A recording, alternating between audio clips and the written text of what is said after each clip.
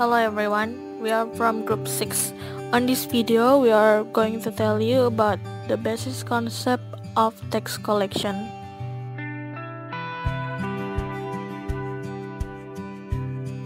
This is the member of our group.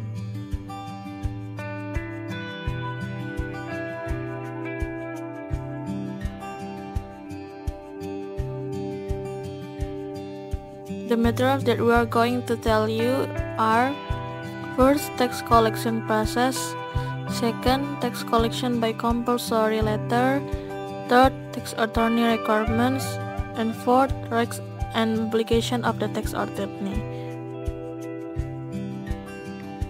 Okay, I'm Anastasia. We'll start from the first material, tax collection process. First, definition of tax collection. Tax collection is a series of actions in accordance with statutory provisions carried out with the aim of making the taxpayer or taxpayer pay off tax debts and tax collection costs. According to Undang-Undang Nomor 19 Tahun 2000, tax collection is a series of actions so that the taxpayer pays off tax debts and tax collection costs by reprimanding, warning, carrying out immediate and total collection, notifying distress warrant, proposing prevention, carrying on confiscation, taking hostage, and selling confiscated goods. The legal basis of tax collection is Undang-Undang Nomor 19 Tahun 2000 tentang penagihan pajak dengan surat paksa. What is tax bearer and tax debt? According to Article 1.3 of the Undang-Undang PPSB, penagihan pajak dengan surat paksa, tax bearer is individuals or entities or body who are responsible for paying taxes, including representatives who exercise the rights and fulfill the obligation of taxpayer according to the provisions of tax law. And tax debt, according to the KUP law, is taxes that still have to be paid, including administrative section in the form of interest, fines, or increases, as stated in a tax assessment letter or similar letter basis on the tax law and regulation. Basis of tax collection is the existence of tax debt or the amount that must be paid by the taxpayer. This amount will be tax arrears if a majority the tax bearer has not paid off the tax debt. These tax arrears will be the basis for carrying out tax collection to the tax bearer. This is the basis of tax collection process. First, notice of tax collection or STP, surat tagihan pajak. Second, notice of tax underpayment assessment or SKPKB, tetapan pajak kurang bayar. Third, notice of additional tax underpayment assessment or SKPKBT, surat ketetapan pajak kurang bayar tambahan. Fourth, notice of tax correction or surat keputusan pembetulan. Fifth, objection decision letter or surat keputusan keberatan. Sixth, decision on appeal. Seven, decision on case review, which causes the amount of tax to be paid increasing.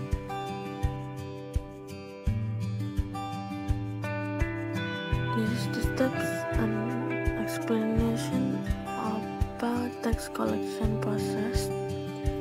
First, the basis of tax collection, the mentioned before, will be issued, and the tax bearer must pay the tax before the deadline or the due date. In general, regulated in Article 9, Paragraph 3,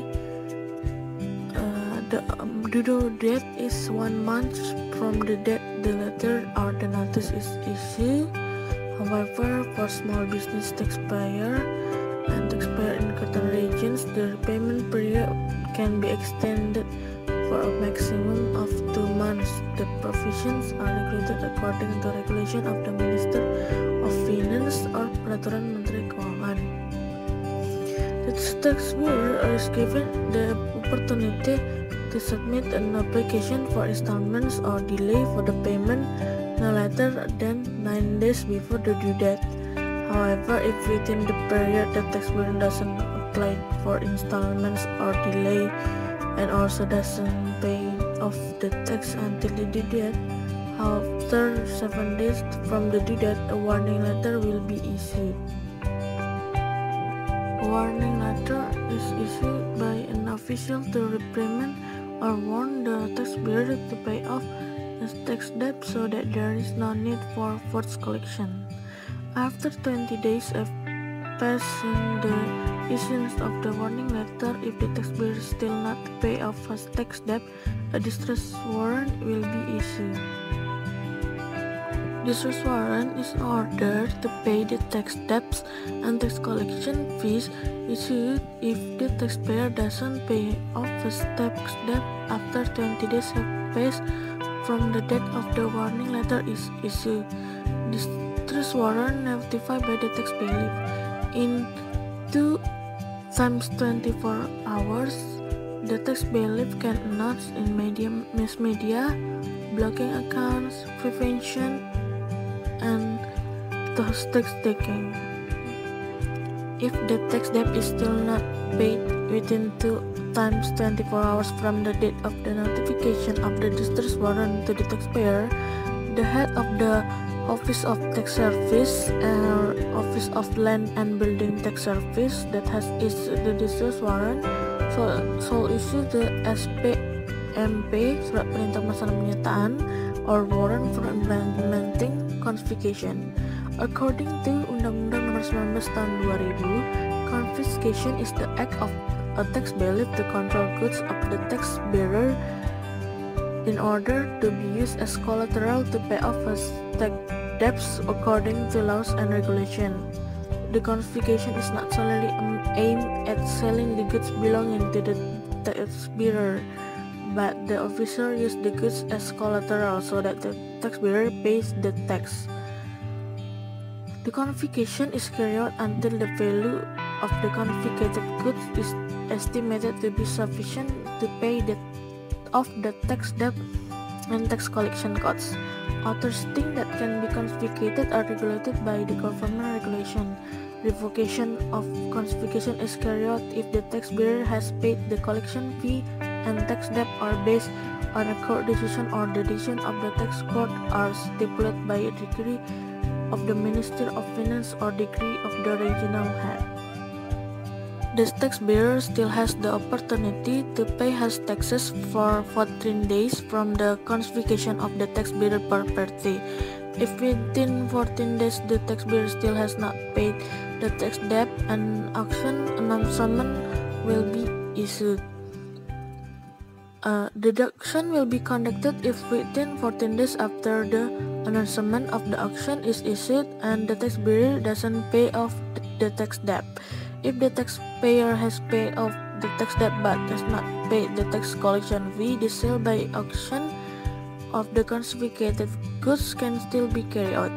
Auction is the sale of goods or property of the tax bearer that are open to public, either directly or through electronic media by way of offering prices verbally and in writing through an effort to gather interested or prospective buyers.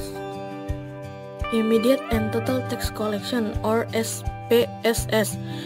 Immediate and total tax collection is an act of tax collection carried out by the tax bailiff to the tax bearer without waiting for the payment due date, which includes all tax debts from all types of taxes, taxpayer and taxpayer. Tax bailiffs carry out immediate and total collection is by official if first, the tax bearer will leave Indonesia forever or intend to do so. Second, the tax bearer transfer the goods on or control in stopping or reducing the company's activity or work carried out in Indonesia.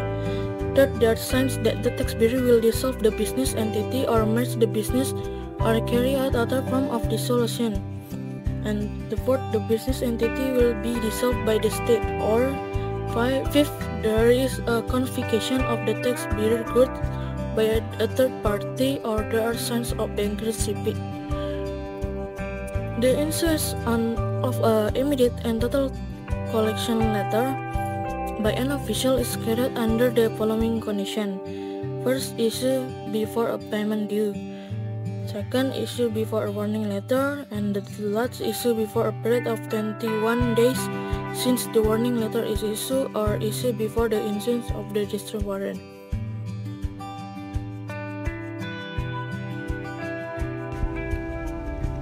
My name is Albert Wilfred Nathanael, and at this opportunity, I would like to continue the presentations about tax collections by compulsory letter. The legal basis for tax collections has been stated in Undang-Undang Nomor 19 Tahun 2000 tentang penagihan pajak dengan surat paksa. Tax collection with a distress warrant is an action taken so that the tax guarantor pays off his tax debt along with the collection fee. Distress warrant is the last warning letter to the taxpayer to pay off his tax debt. Article number 8 of the PPSP law states that there are 3 conditions that make a distress warrant to be issued. 1. The tax bearer does not pay off the tax debt, and to him or her a warning letter or reprimand letter or other similar letter has been issued. 2. The tax bearer has been carried out immediate and at once tax collection process. 3. The tax bearer does not fulfill the provisions as stated in the decisions on the approval of installments or postponement of tax payments. A distress warrant with the words, "Demi keadilan berdasarkan ketuhanan yang Maha Esa," has the same executorial power and legal position as a court decision that has been permanent legal power. The distress warrant must at least contain 1. The name of the taxpayer or the name of the taxpayer and the tax bearer. 2. Basis of collections. 3. The amount of tax debt. And 4. Order to pay. The distress warrant is notified by the tax bailiff with a statement and submissions of a copy of the distress warrant to the tax bearer. Notification of the distress warrant is stated in the official report, which at least contains the day and date of the notification of the distress warrant, name of the tax bailiff, the name of the recipient, and the place of notifications of the distress warrant. Notification of the distress warrant by the tax bailiff to the tax bearer. 1. The distress warrant to an individual is notified by the tax bailiff to A. Tax bearer at the place of residence, place of business, or in any other possible place. Adults who live together or who work at the place of business of the tax bearer, if the tax bearer cannot be found. One of the heirs or executor of the will or who manage his inheritance, if the taxpayer has died and the inheritance has not been divided, or in the heirs, if the taxpayer has died and the inheritance has been divided. Number 2. The distress warrant to the entity, body, or agency shall be notified by the tax bailiff too.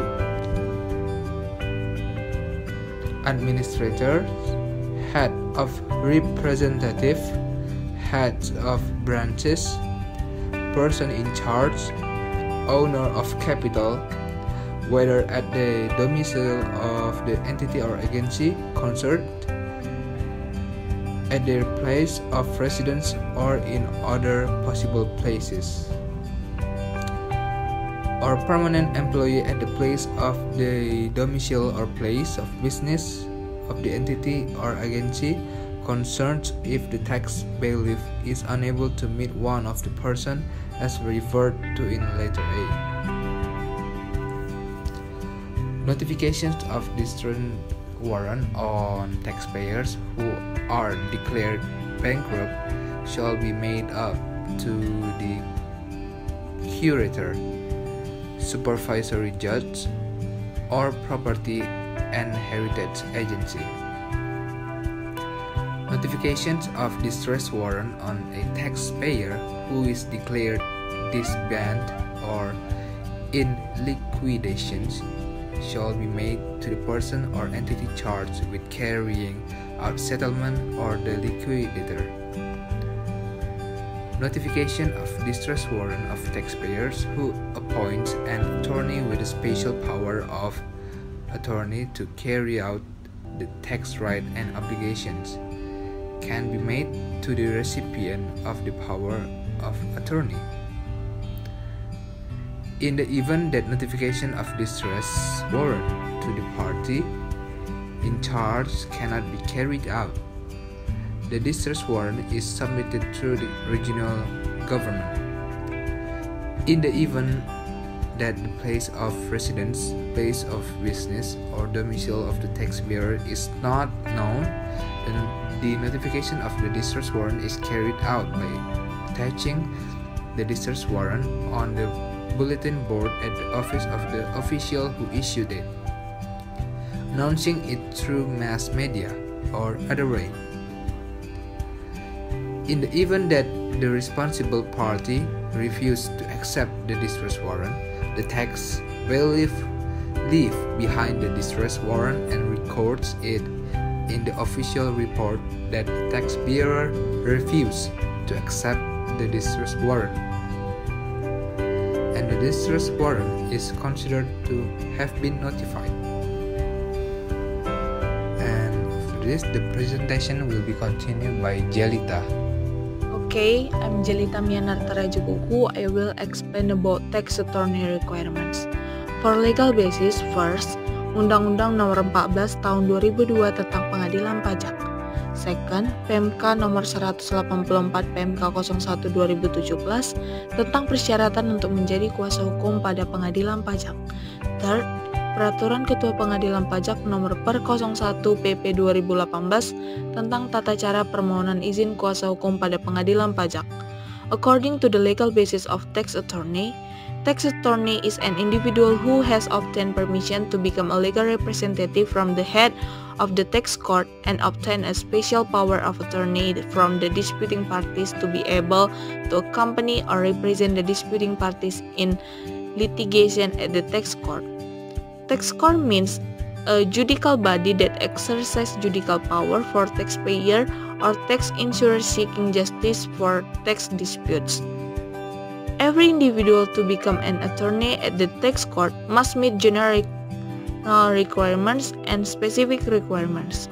For general requirements, first is an Indonesian citizen, and the second have extensive knowledge and expertise on laws and regulation of tax.